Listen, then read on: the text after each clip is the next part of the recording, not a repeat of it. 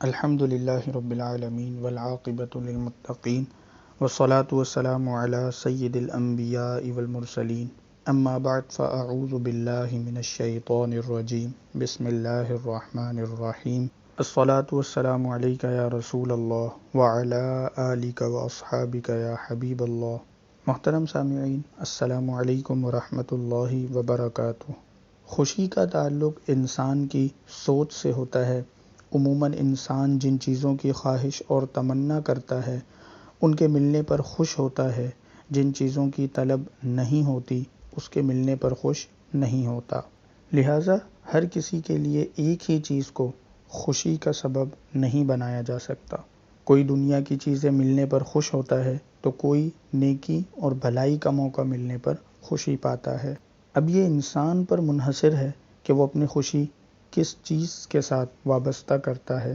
یاد رہے کہ اصل خوشی کی بات تو یہ ہے کہ ہمارا رب ہم سے راضی ہو جائے، ہماری زندگی اللہ تبارک و تعالیٰ کے پسندیدہ کاموں میں اور اس کی نافرمانی سے بچتے ہوئے گزرے۔ قرآن کریم میں اللہ تبارک و تعالیٰ کا ارشاد ہے، الذین آمنوا وعملوا الصالحات طوبی لہم وحسن مآب۔ وہ لوگ جو ایمان لائے اور اچھے عمل کیے ان کے لیے خوشی اور اچھا انجام ہے، اچھا ٹھکانہ ہے۔ بعض مفسرین کے نزدیک یہاں طوبیٰ سے مراد راحت و نعمت اور شادمانی اور خوشحالی کی بشارت ہے۔ معلوم ہوا کہ حقیقی خوشی اور شادمانی اللہ تبارک و تعالیٰ پر ایمان لانے میں اور نیک کام کرنے میں ہے۔ لہٰذا ہمیں چاہیے کہ بحیثیت مسلمان ہم اپنی خوشی کو ایمان کی سلامتی اور خدا کی نعمتوں کے ساتھ جوڑ لیں اور اس کے حصول کی کوشش کریں۔ یاد رکھیے، نیک اعمال صرف نماز، روزہ، زکوٰۃ یا حج نہیں، بلکہ دوسرے لوگوں کے ساتھ حسن اخلاق کا مظاہرہ کرنا، ان کی دلجوئی کرنا، حسب استطاعت ان کی ضروریات کو پورا کرنا اور ان کے دل میں خوشی داخل کرنا بھی ہے۔ نیز یہ سب وہ بابرکت کام ہیں جن کے کرنے والوں کو اصل خوشی حاصل ہوتی ہے۔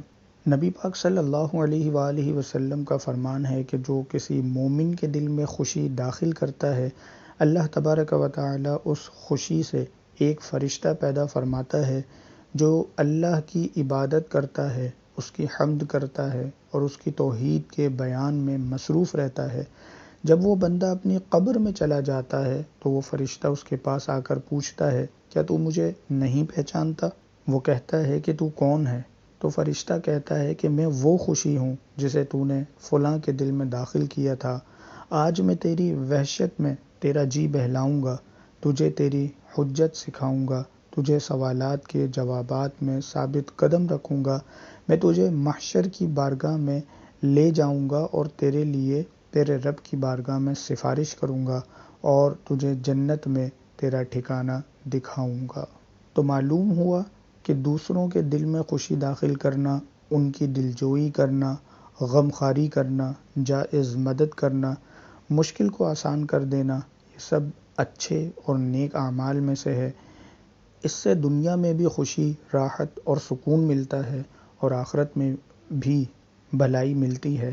اس کے برعکس جن لوگوں میں نیکیوں کا جذبہ یا دوسرے لوگوں کی خیرخواہی کا ذہن نہیں ہوتا اور وہ اللہ تبارک و تعالیٰ کی نافرمانی میں مشغول رہتے ہیں، وہ نہ صرف عظیم الشان ثواب سے خود کو محروم کر لیتے ہیں بلکہ رحمتوں اور برکتوں کے سبب گناہوں نافرمانی کی کثرت کی وجہ سے وہ رحمتوں اور برکتوں سے دور ہو جاتے ہیں اور اللہ رب العالمین کی ناراضگی کا سبب بنتے ہیں۔